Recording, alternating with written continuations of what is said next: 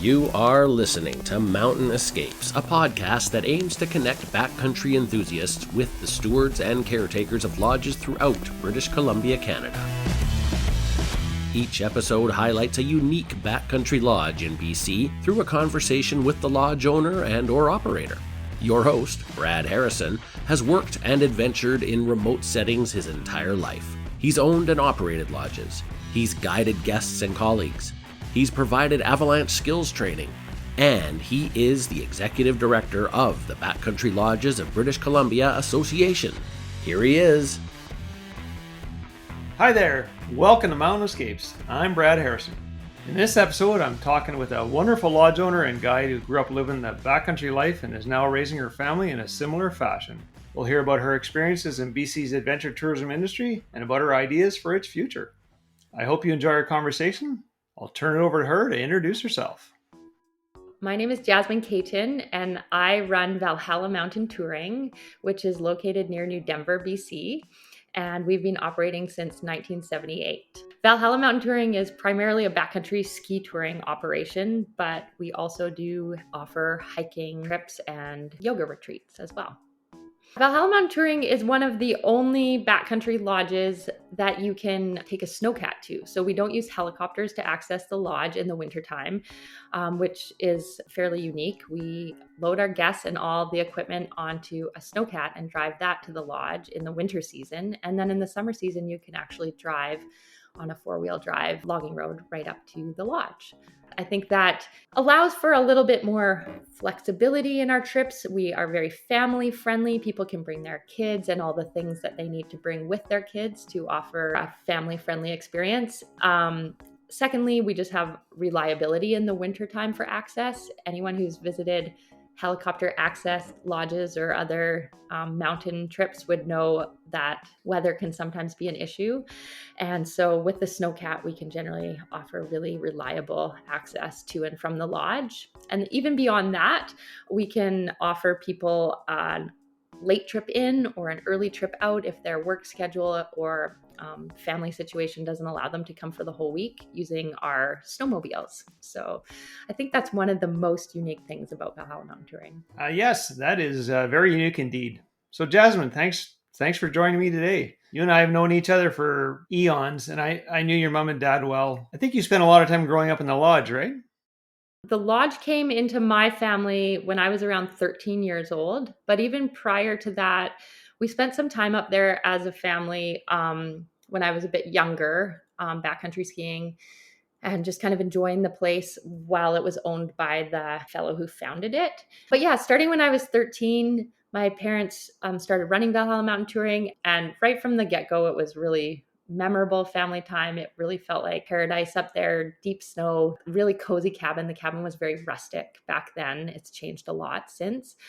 But I really started to get a sense of what life in the backcountry felt like, especially during those times when, life at the lodge was like you were hauling buckets of water from the creek. There was no power. You had little propane lanterns. It was just a really simple, beautiful, kind of nostalgic time. And yeah, I think it really settled in how special life could be up there in the mountains.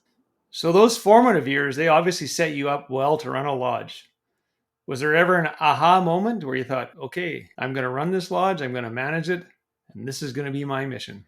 It's interesting. I can't really place an aha moment. I think it came in stages for me. When I was 19 years old, I took a year off university and did some traveling. And in that winter that I was not at school, my parents hired me to be a custodian up at the lodge. And so I took my first professional level avalanche course and spent most of the whole winter actually living in a tiny little staff shack and taking care of the chores at the lodge. At around the same time, I started kind of loosely mentoring with the guides that were working for my parents. My parents aren't ski guides. So that time around guides started to plant the seed of oh, hey, maybe guiding would be a good place for me to end up someday. But I always had this kind of passion for my education. And it was only after I finished my master's in hydrogeology that I was like, okay, I really think that I know now for sure that I want to be a guide. And along with being a guide, I knew I had this amazing opportunity that then in my late 20s, I wasn't necessarily really ready for. Taking over the lodge was something I had to kind of like rise up to and kind of like meet the challenge of. In hindsight, I'm so grateful that I had all the support around me to like make that choice an obvious one, because at the time it felt like, whoa, I'm so young and there's all these things I want to do. Is this how I want to dive in right now?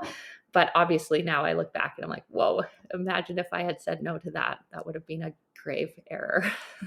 You might have been right. I remember when you worked for me as a teenager, it was pretty obvious to me back then that you'd be running your parents' lodge one day. So, Jasmine, I'd love to hear about your experience being a woman in this male-dominated adventure tourism industry. Were there challenges that you faced or perhaps continue to face as a woman in your journey becoming a guide and a lodge operator? That's a really great question, and one that definitely like I think about a lot, and especially now I work as an instructor in the guiding program. So I'm working on both ski guide exams and rock guide exams. And I really do reflect on my own experiences a lot and hopes that the up and coming female guides will have good experiences, as I mostly did have as well. I feel like personally, I didn't experience much in the way of overt challenge. However, I do think there's these patterns and these biases and all of these things run really deep in our society, and for sure in our association of guides, and then just in this mountain culture in general. I chose to have a family after I finished my rock guide and ski guide certifications, and I think that was a good choice, because I think definitely the unfortunate piece of this career and this lifestyle and being a mother is that it's hard to do both, especially when you're in that phase of building up your skills, building up your experience, taking the courses, all of those things. There's like a certain amount of inflexibility during that time where like the courses are at certain times and everything has to flow really smoothly. So that's something that I think helped for me. I think the Association of Canadian Mountain Guides and the culture of guiding kind of more broadly, it does feel like there's a lot of really positive change happening to welcome women more into the career path, and to make it kind of safe for women to bring up issues that are arising, and not feel that there will be any persecution or any punishment, even in very like slight ways, for bringing up some of the challenges that come. And so I think things are going in a great direction. It's nice to feel like I'm part of that. I think even when having more female instructors does just breed a culture of like welcoming and openness to female students. And I've also noticed that a lot of male students in the guide stream are very grateful to have both more female instructors, but also more female candidates, giving more balance within the courses and exams. Thanks, Jasmine.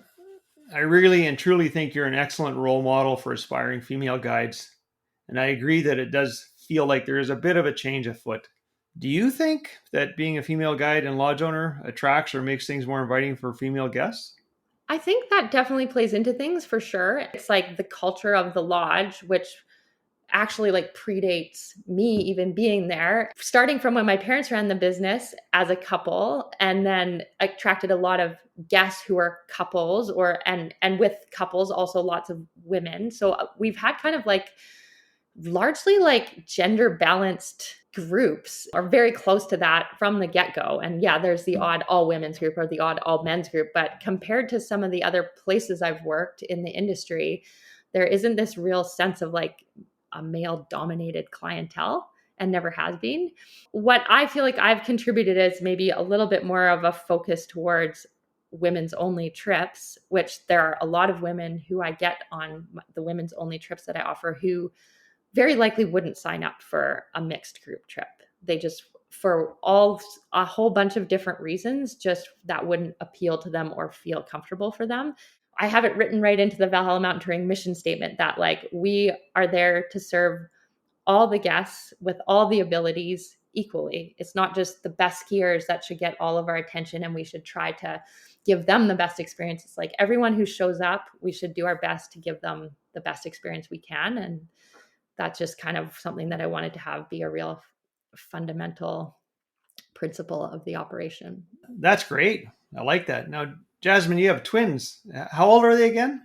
They're 2.5. Yeah. So I imagine that's a pretty full-time gig for you. Yes, it is. Do they end up spending a lot of time at the lodge? Yes. Yes. Starting from when they were around 1, we spent a ton of time at the lodge. They love it up there. I think they're really social kids. They thrive on the interaction with guests and other staff. And they love, of course, playing in the snow. I taught them how to ski on the Snowcat Road. It's exciting to think about the years to come and how, initially they were going skiing in backpacks. This year they were on their own little skis, and then pretty soon they're going to be behind me on the skin track, and then they're going to be breaking trail for me. So it's one of the biggest joys of my life is seeing them up there and then imagining the adventures we have still to come. Yeah, it's a great place to have a family, but every single day that I'm there, I know how lucky I am as a guide, and especially as a female guide, to be able to be set up to take my kids to work with me. That is not a common thing, for sure. This episode of Mountain Escapes is brought to you by Whitecap Alpine. Choose your own adventure in the vast Coast Mountain wilderness. Join us in the summer for a leisurely stroll in the meadows, hiking spectacular alpine ridges, or a cool dip in an alpine lake. In the winter, you'll discover the peaks of Pemberton, as we're well positioned to bear the brunt of loaded snowstorms opening up massive terrain so you can make stories for days. Access Whitecap through Pemberton, BC, a short drive north of Vancouver. Learn more at whitecapalpine.ca. Whitecap Alpine is a proud member of the Backcountry Lodges of British Columbia Association. So, Jasmine, let's have a little chat about the business of operating Valhalla Mountain Touring. Do you find that the majority of your business now is in the summer or winter months? Majority is winter for sure. Yes, by a big long shot, and that's something that I'm starting to work on shifting. Although not shifting away from winter, but building up summer a little bit more. Do you get a lot of guests that cross over between seasons? I.e., do the same guests come in the summer as in the winter? There's a little bit of that for sure, but I would say not tons. Currently, that feels like the challenge with summer is that it's like accessing a different clientele, a different market altogether. I find my guests who come in the winter, a lot of them I'd say tend to do more mountain biking or climbing, mountaineering, things that are not such a focus of my operation in the summertime, although some of that I could see potentially happening in the future. But for right now, it does feel like it's like a different market entirely. Do you find that there are specific or common themes that come up with your guests on why they prefer Valhalla Mountain Touring and why they may come back season after season? For sure. Yeah, there definitely are common themes. The family feeling of the place, it feels like a family business. Everything from the way the lodge feels inside to the way the staff treat the guests and treat each other and know each other so well. We have a pretty small and tight-knit staff team with very low turnover. That all contributes to the guest experience in such a way that they just feel part of something when they're up there. Then, of course, the snow for winter. I mean, our pocket of the Valhallas, we get a lot of this really pristine powder. I think that it's that snow quality that a lot of people are just blown away by, even people that have visited many of the other lodges. So those are some of the big standout things. I think that when people show up, it's like their needs for skiing or their needs for meals or whatever it is. We really do try within reason to accommodate people's needs and to be good hosts and provide for people in a way that makes them feel comfortable and enjoy their time. We really endeavor to give everybody the best trip possible, and I think people go home feeling that. So, having been in and around this business for a few decades now, what changes or shifts have you noticed over that time? I've really definitely noticed the guest demographic changing a lot, for sure, in winter primarily, where a bigger chunk of the skier population is interested in the human-powered experience. And that translates to younger and younger skiers are saying hey, these trips to go ski touring, they're way cheaper than going heli skiing or cat skiing. And beyond even that, that's actually kind of what I want to do. So when I first started spending time at the lodge, a lot of our guests, I feel like, were on like skinnier skis. They weren't traveling as far in the terrain. Their ski skills were generally not as strong. Some of them were coming more from like a mountain travel or mountaineering background and less from like a, we want to ski runs, we want to ski steep stuff, we want to ski powder background. So now all the guests that come to the lodge are like generally pretty strong skiers and they want to ski. That's what they're there for. They don't want to just like walk around in the mountains. So that's a really big one. I think, for sure the catered and guided trip being kind of the standard offering, although there's still plenty of lodges that offer lots of lodge rental trips. But at my lodge, a big shift from when my parents were running it in the 90s, when many groups would come and just rent the facility and do their own thing. And now I basically only offer a catered and guided experience where we just kind of like provide everything and guests just show up and get to enjoy the terrain. Those are some of the bigger shifts I've noticed. And Jasmine, what about on the industry side of things? Has there been any positive or negative changes that have stood out to you?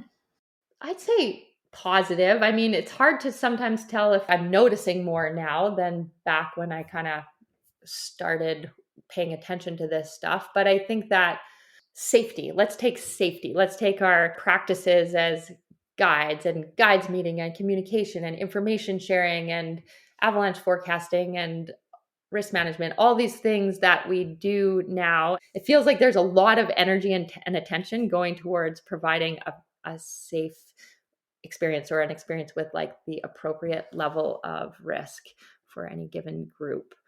And then I think like, yeah, the welcoming of all different people with all different abilities, whether it's being more welcoming of female guests or being more, hopefully even shifting to our industry will become more welcoming of people of all races, all genders, and outdoor sports won't just be such like a white dominated thing as well. So lots of room for improvement, but I feel like, yeah, the industry has shifted in a way that feels very positive to me, and that will continue. So looking forward, what are some of your main goals or visions for Valhalla Mountain Touring? One that I'm actively working on right now, which is growing and improving these summer offerings at Valhalla Mountain Touring, because it is geographically really stunning in the summer. Secondly, I have a dream for a second lodge. There's some really beautiful ski terrain that it's a long way to get there in a day from my current lodge, and we only get there rarely. So I'm hoping that by building a second lodge, I can offer more local employment and just kind of continue to enjoy the mountains and offer a really unique experience. I have definitely seen the gradual transition away from like a resource extraction based economy to one that is shifting towards tourism.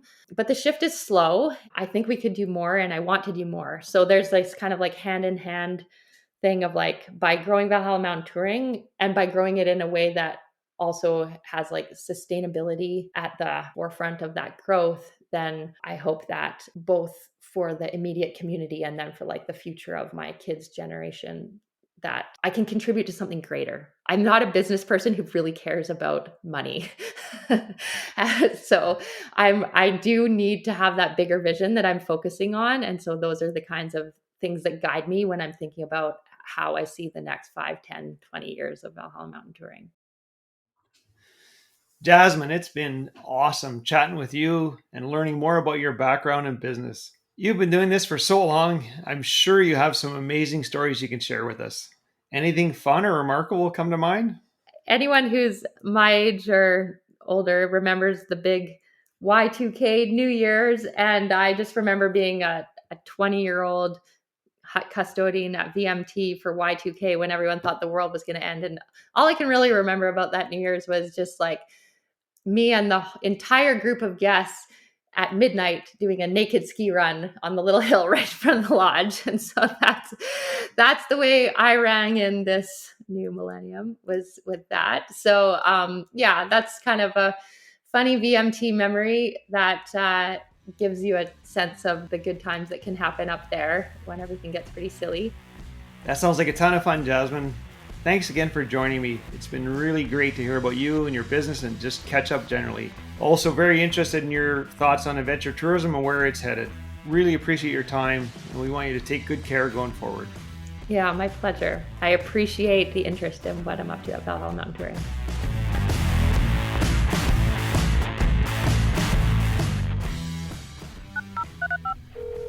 Hi, you've reached the voicemail for the Mountain Escapes podcast, My Best Backcountry Story.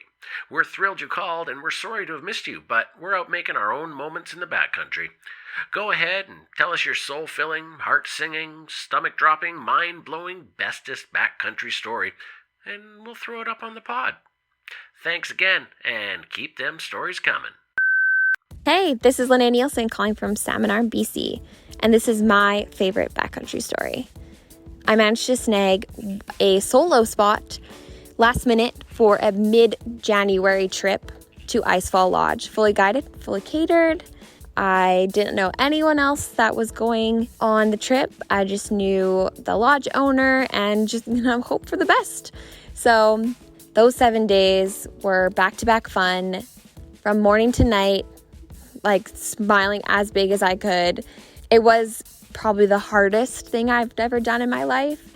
It was pretty big ski days, some challenging terrain, but it was so fulfilling.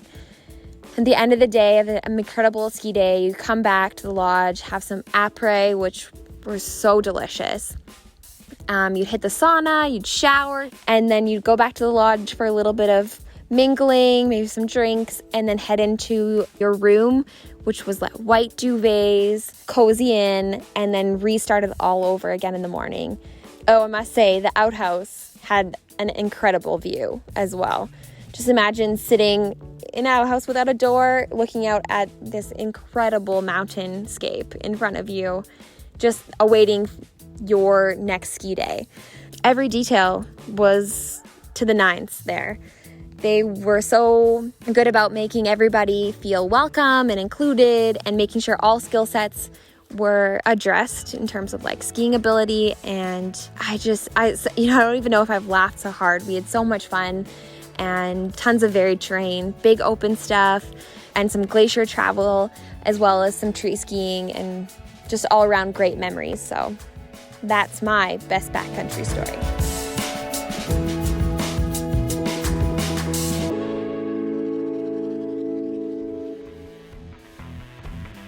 Thanks again for listening to this episode of Mountain Escapes, a backcountry podcast. I hope you enjoyed the show, and I'll be back soon with another episode going deep into the backcountry through stories of folks like Jasmine from Valhalla Mountain Touring. This podcast is funded in part by members of the Backcountry Lodges of BC Association and hosted by me, Brad Harrison.